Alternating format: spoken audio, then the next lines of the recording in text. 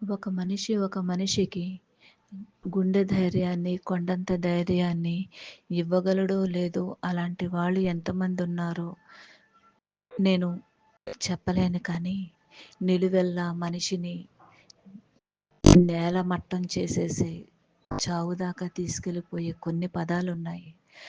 అవి ఎంత బాధ పెడతాయంటే వర్ణనాతీతం. నేను పెద్దవాళ్ళ దగ్గర విన్నవి, నా చుట్టూ ఉన్న వాళ్ళ దగ్గర విన్న మాటలవి.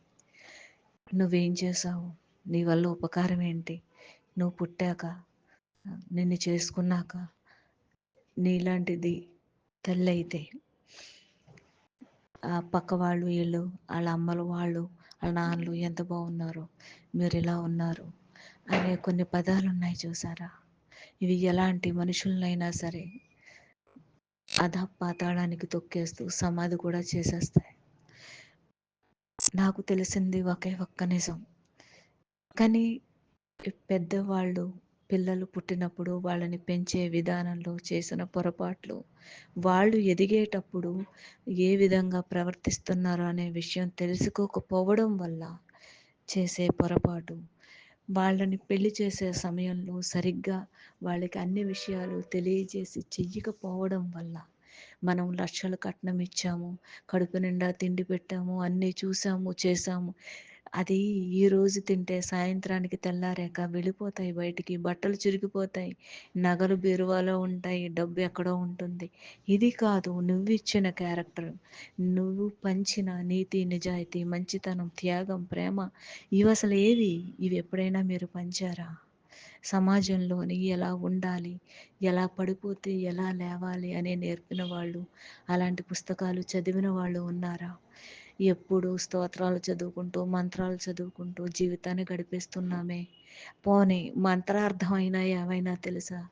ఒక్కొక్క మంత్రానికి పదానికి అర్థము భావము దానికి చాలా జాగ్రత్తగా అర్థం చేసుకుంటే, కానీ చిన్న చిన్నవే అవన్నీ.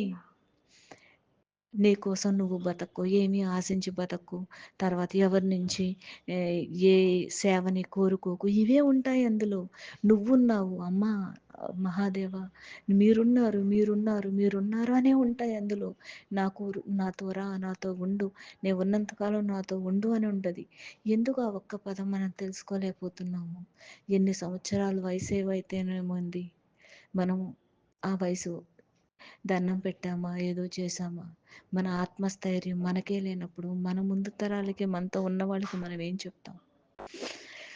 ఎప్పుడైనా సరే గుండె బాధ అనిపించేది, మాటలతో పొడిచే మాటలు ఉంటాయి, కానీ వాళ్ళు పొడవలేదు, మనకి మార్గనిర్దేశం చేస్తున్నారు.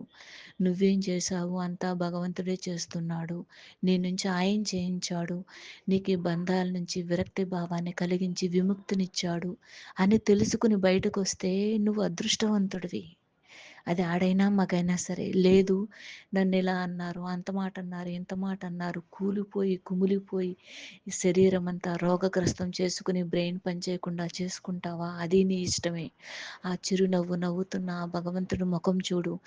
ఇదేమీ శాశ్వతం కాదు పిచ్చమొహమా, నేనున్నాను రా వచ్చేసేయ్, నీ పని పూర్తయిపోయింది, రా రా అని పిలుస్తుంటారు.